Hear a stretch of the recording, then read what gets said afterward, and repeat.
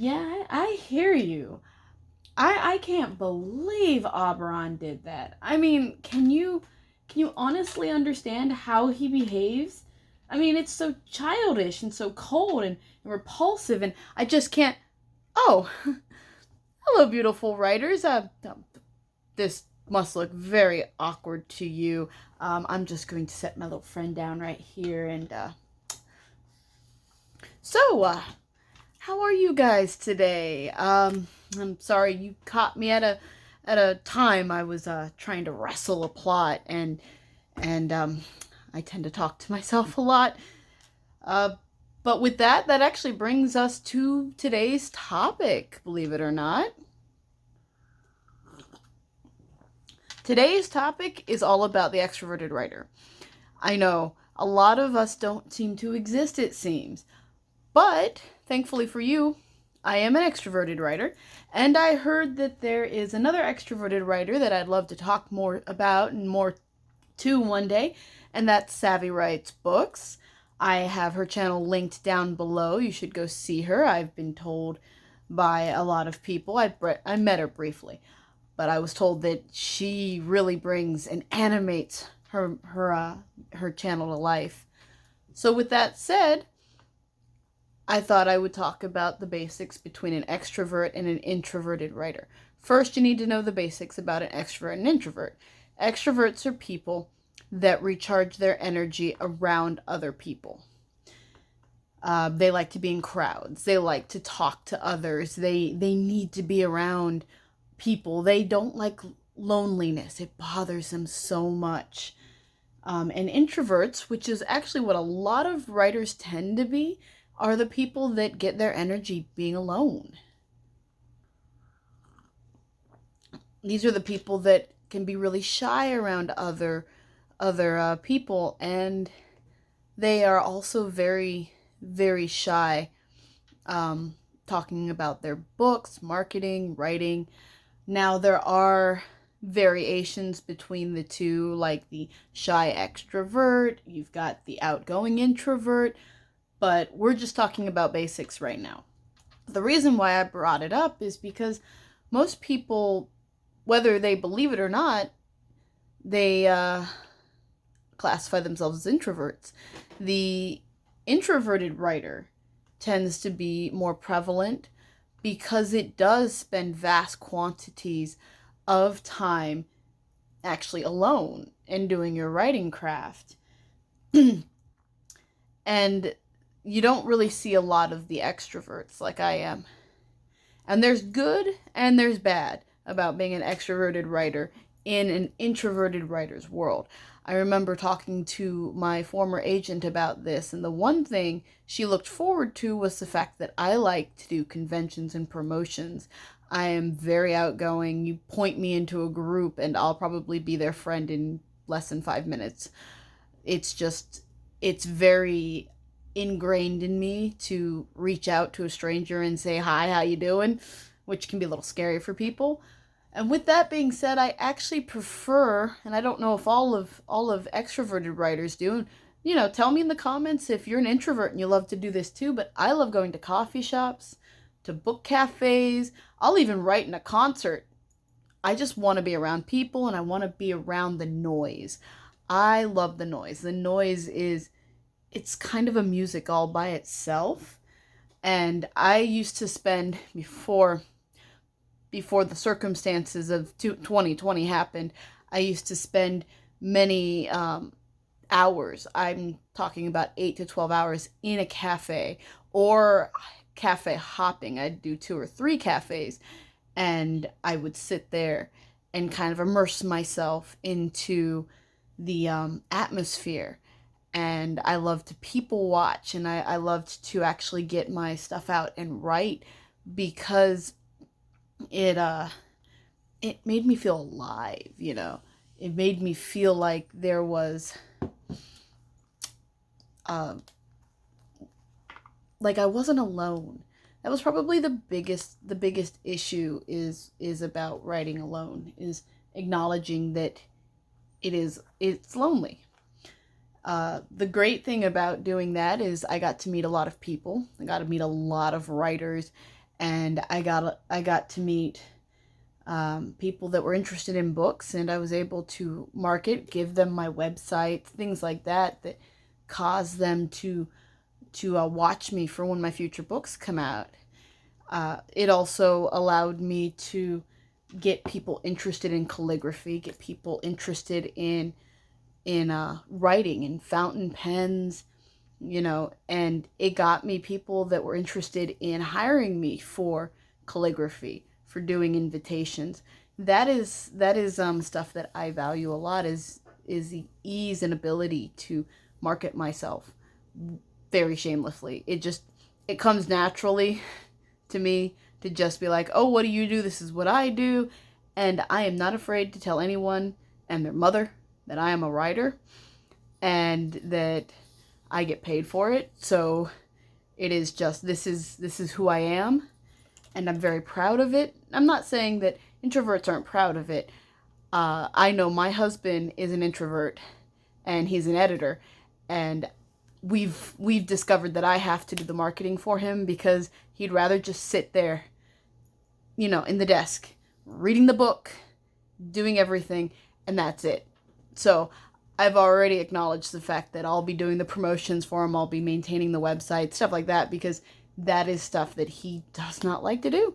He wants to be alone. He wants to be by himself. So the purpose of this episode today was not just to speak about introverts and extrovert writers. It was also about trying to talk about the positives and the negatives about being an extrovert, because I sadly don't know anything about being an introvert except for being married to one and having friends that are introverts, so I learned stuff from them, but I'm not an introvert. So I want to talk about the positives and the negatives, and I also want to bring it together and give a little bit of advice to anyone who is an extrovert out there and is either already writing or is interested in the field, and to find out how you can merge the two worlds, because extroverts can live in the introverted world and do stuff like the introverts do. It's just we have to adapt in different ways. So some of the positives I think I've already pointed on. Marketing. Marketing is the biggest positive when it comes to being an extroverted writer, is you are not afraid to do things like YouTube, for example. The only thing that I have a problem with sometimes is realizing that I'm talking to a camera and I'm not used to people actually hearing my thoughts, because I find that a lot of people don't like to hear my thoughts just because I ramble. But, being able to market yourself in Twitter, promotions, YouTube, Facebook, going to conventions. Conventions a big thing for writers. A lot of conventions and book signings they're like, that's your bread and butter. That's how you're going to get your book out the most. Word of mouth is king when it comes to this. And the writer that can come up and just be very, very happy and promoting about their book and that they are a writer, it really helps people go, oh, you're a writer? Is there something that I can buy? Can I read your books? I get that a lot, so always make sure to carry your cards so that they'll know where to find you, because that is very important. Other things that make it easier is you are probably one of the first people as an extrovert to volunteer for things, volunteer for write-ins, for streams, for collaborations, because it gives you a chance to be around people. And that is the biggest thing. Like, you want our eyes to light up. Just say we're going to be in a crowd of people, and it's like you just gave us a whole bunch of chocolate. That, marketing's the biggest thing. You're willing to share your secrets more. You're willing to do workshops, to promote, to, you're being very shameless. I mean, that's what a lot of us extroverted writers that I have met are like. And another really good thing that helps me is people watching. I love to people watch. And what's great when you've got like this little mug or other things is you'll just sit there and you'll make it seem like it's very natural. Nobody knows that you're actually listening to every single conversation. And then, of course, having props. makes people actually kind of look at you and go, what are you doing? Some of my biggest compliments I ever got was from this. This is my fountain pen. It's right here. And I actually use a dip quill, so I've got my ink here. And when people actually see you writing, dipping the quill in the ink, they have to ask, how do you do it? Oh my God, I've never seen anyone do it. And it's another way to draw people in to talk about your book, you know, little things like that. And then you can actually start asking them questions about themselves and what they do. And if they are, you know, some people are not that friendly. Some people are fine with it. And a lot of people like to talk about themselves. So it's very easy to draw somebody in and learn more about them. Learn about professions. Oh, you're a lawyer? I'm writing a book about lawyers. Can I ask you some questions? It makes it easier for you to learn, to talk to people, to find future beta readers, critique partners, people that can help you with sensitivity reading. You know, a lot of things help when you feel very happy to go talk to other people. And I find that is the biggest thing with extrovert writers, is that we're very natural when it comes to being able to talk to people in crowds and also to look like we're not spying on other people. But with that said, there are a lot of negatives, actually. The biggest negative I find is loneliness. Writers are lonely. It is a lonely profession. And you are going to be so many hours without talking to other people. Cafes are one way to deal with it. Another way I find is listening to music, putting on an ASMR that has cafe, you know, talking in the background. Especially right now, where going to a cafe might be a bit dangerous. You know, you can call up friends, you can chatter, you can, you know, talk to your little inanimate objects, role play, you know, do things that make you feel like you're not alone. Get a pet, talk to your pet. I mean, a lot of people have cats, a lot of people have dogs, birds. You know, train your bird to be able to talk to you, you know, when you're talking back. It's rather fun. I absolutely love to give my characters voices and actually, you know, have a conversation. Yeah, it's between me and me, but it makes me feel like there's more people. I'm not by myself. So, unfortunately, by doing that kind of stuff, you also run into productivity problems. It's not always 100%. I mean, again, we're sitting here for hours trying to do writing, and while you're doing that, you're normally sitting here. That's all you're doing. And that can get very frustrating. You can get easily distracted by any noise. Somebody drops a plate, oh my God. You know, there's a squirrel. Oh, the tornado's coming up. There's so many things that distract you. It's really hard for you to concentrate. Again, why music comes into play. But it also makes you very bored because you're just doing the same monotonous, mindless tasks over and over. And I don't know about you, but as an extrovert, I need to run. I need to go around. I need to move. I need to dance. I need to jive. And that's also why I brought up role playing. You know, standing up and being your characters, you know, role playing. It's great to use for blocking scenes out, finding your voice for your characters, and serving as entertainment. You could even record yourself if you want and replay things back. I find it immensely fun. It's also where I come up with a lot of ideas of how my characters would react to situations, is literally just being my characters. And yes, you can even dress up. Right now I'm dressed up as a Scottish medieval lass. I know you can't see the whole thing, but I thought I would give you guys a little treat. Of course, an elf with that, because why not? You can also make props and craft things that your characters would use in your books. If they are a more modern thing, you know, like they live here in this time, you could start, you know, looking up what they might do. You know, try to figure out what they would play on their downtime and their boredom. Like you see, I've got props everywhere. I actually bring these with me wherever I go to cafes, because it sets up a little atmosphere that makes me feel like I'm in my world. My world is mostly comprised of dark things, death, skulls, fae that'll steal your souls. There's no end to it.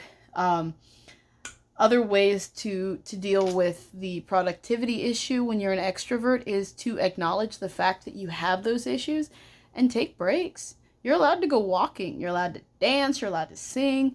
Watch TV, read books, do things that will help you cope with the fact that you'll have that productivity. You'll have those distractions. You need to know that it's going to be okay.